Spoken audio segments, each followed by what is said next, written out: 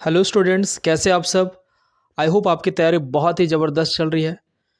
Sorry, आज मैं 4 बजे की वीडियो नहीं डाल पाया क्योंकि वीडियो तो शूट कर लिया था, लेकिन उसका साउंड ही रिकॉर्ड नहीं हुआ, जिसकी वजह से मैं अपलोड नहीं कर पाया। तो आज की इस वीडियो में हम लोग देखेंगे transformation of a sentence, simple, complex, compound, assertive, negative, interrogative, सारे टाइप्स हम लोग इसमें कवर अप करेंगे। ठीक है, बेसिक सबसे पहले कॉन्सेप्ट देखेंगे, उसके बाद कुछ प्रैक्टिस क्वेश्चंस देख लेंगे। ठीक है, तो चलिए स्टार्ट करते हैं।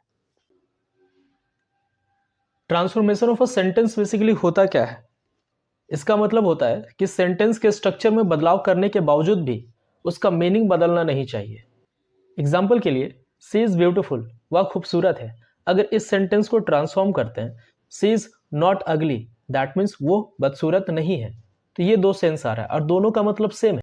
इस वीडियो में हम लोग ट्रांसफॉर्मेशन ऑफ अ सेंटेंस को बाइलिंगुअली समझेंगे ताकि आपको समझने में कोई दिक्कत ना हो। बाइलिंगुअली दैट मीन्स हिंदी और इंग्लिश दोनों में।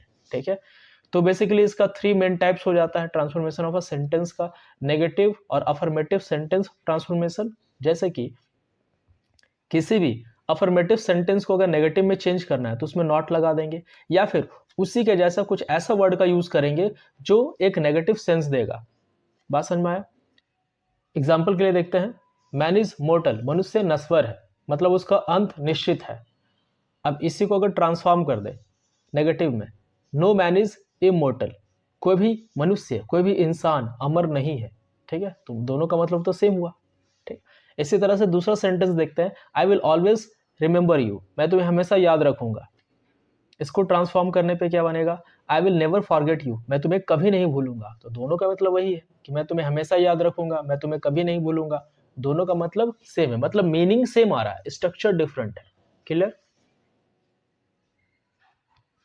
टाइप 2 को समझते हैं, इंट्रोगेटिव टू असर्टिव सेंटेंस। अगर कोई इंट्रोगेटिव सेंटेंस है उसको असर्टिव में चेंज कैसे करेंगे। एग्जाम्पल के लिए देखते हैं, who can control the wind, हवा को कौन नियंत्रित कर सकता है, कौन कंट्रोल कर सकता है। तो इसको ट्रांसफॉर्म करने पे क्या बनेगा, no one can control the wind, हवा को कोई नहीं कंट्रोल कर सकता है। ठीक है, तो ये इंट्रोगेटिव से बदल गया असर्टिव में। इंट्रोगेटिव दैट मीन्स क्वेश्चन वाला सेंटेंस जो होता है उसको इंट्रोगेटिव बोलते हैं। असर्टिव मतलब स्टेटमेंट में चेंज हो गया, जैसे कि हम लोग आंसर देते हैं तो असर्टिव सेंटेंस है। ठीक है, दूसरा question, who is not afraid of death, no one is fearless of death. इसका और एक आंसर हो जाएगा, every one is afraid of death. क्या होगा, every one is afraid of death. ठीक है, और ये दोनों क्वेश्चन बहुत इंपॉर्टेंट है, एग्जाम में बहुत बार पूछे जा चुके हैं। अब सेंटेंस का अगर टाइप देखा जाए तो उसका भी डिफरेंट टाइप्स होते हैं, जैसे कि सिंपल सेंटेंस हो गया, कॉम्प्लेक्स सेंटेंस हो गया, कंपाउंड सेंटेंस हो गया। ठीक है, सिंपल टू कॉम्प्लेक्स सेंटेंस में अगर ट्रांसफॉर्मेशन करना हो तो क्या करते हैं, किन बातों का ध्यान रखना जरूरी है। अ simple sentence is changed into a complex sentence by adding a सब ऑर्डिनेट क्लाउज। तो सब ऑर्डिनेट क्लाउज को ऐड करने के बाद सिंपल सेंटेंस को कॉम्प्लेक्स में बदला जा सकता है। चलिए एग्जांपल से समझते हैं। फर्स्ट एग्जांपल देखते हैं। अब जितने भी एग्जांपल्स इसमें हैं ये सारे पीवाईक्यूज हैं, मतलब प्रीवियस ईयर क्वेश्चन से पहले पूछे जा चुके हैं, तो बहुत इंपॉर्टेंट है। The tall man is John's father. अब ये एक सरल वाक्य है, मतलब सिंपल सेंटेंस है, इसको हम लोग चेंज करते हैं कॉम्प्लेक्स में। अब इसमें सब ऑर्डिनेट क्लाउज को ऐड कर दिए। ठीक है, तो ये सिंपल से कॉम्प्लेक्स सेंटेंस में चेंज हो गया। एक और सेंटेंस देखते हैं, tell me the time of his arrival, मुझे उसके आने का समय बताओ।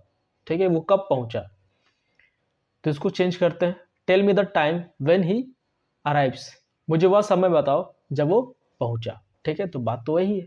अब व्हेन का यूज किए, व्हेन क्या है, सबऑर्डिनेट क्लाउज है। अब देखते हैं सिंपल सेंटेंस को कंपाउंड सेंटेंस में बदलने का तरीका।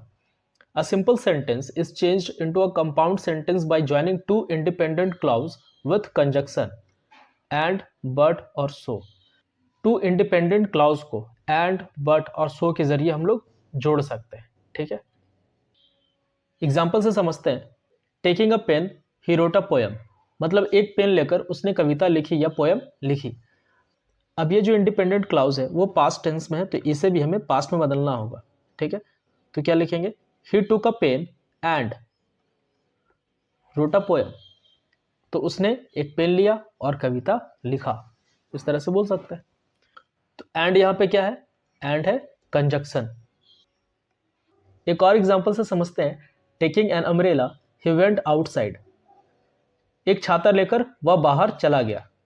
इसको कैसे ट्रांसफॉर्म करेंगे, सबसे पहले देखें कि ये जो सेंटेंस है ये पास्ट टेंस में है और ये V2 यूज हुआ है, तो इसे भी V2 में चेंज करना होगा, वर्ब का सेकंड फॉर्म में बदलना होगा।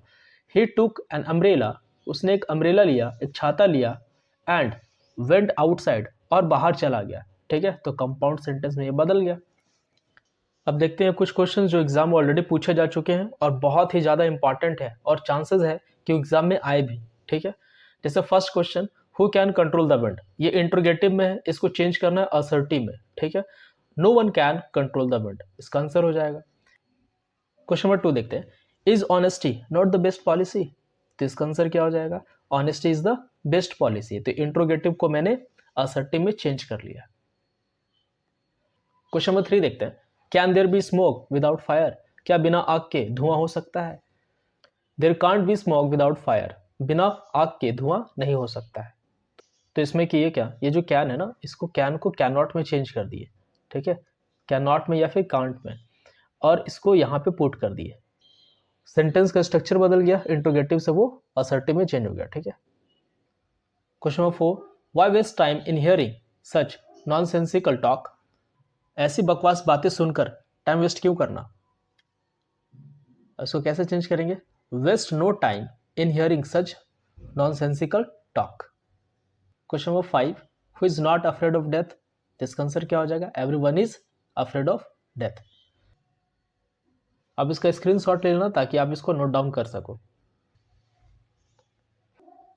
अब देखते हैं question number 2, transform the flowing affirmative sentence into negative. अब अफर्मेटिव सेंटेंस को, मतलब असर्टिव सेंटेंस को नेगेटिव में चेंज करना है। First, I will always remember you. अब इस तरह का तो क्वेश्चन ऑलरेडी हम लोगों ने कर लिया है, तो मैं हमेशा तुम्हें याद रखूंगा। I will never forget you, मैं तुम्हें कभी नहीं भूलूंगा, तो दोनों का मतलब सेम हुआ। ठीक है, क्वेश्चन नंबर 2 देखते हैं, एवरीवन इज इम्परफेक्ट, मतलब कोई भी परफेक्ट नहीं है, इसका मतलब यही हुआ ना, तो क्या लिखेंगे, नो वन इज परफेक्ट, कोई भी परफेक्ट नहीं है। ही इज वेल्थी, तो इसको क्या लिखेंगे, he is not without wealth, तो बिना वेल्थ के वो कुछ नहीं है। ठीक है, या फिर लिख सकते हैं ही इज नॉट पुअर, ये भी लिख सकते हैं ही इज नॉट पुअर। इसका आप लोग नोट्स बना लेना क्योंकि ये बहुत ज़्यादा इंपॉर्टेंट है, ऑलरेडी एग्जाम में पूछे जा चुके हैं। ठीक है, और एग्जाम में पूछे जा सकते हैं। अब ये सारे क्वेश्चंस का आप स्क्रीनशॉट ले लो और इसे अच्छे से प्रैक्टिस करना। ठीक है, अगर आपको किसी भी टॉपिक पर डाउट होता है तो आप बताना जरूर, ठीक है, ताकि मैं उस पर वीडियो लेके आऊँ। Thanks for watching this video, thank you so much. आपसे मिलता हूँ अगले वीडियो में। ठीक है, बाय बाय।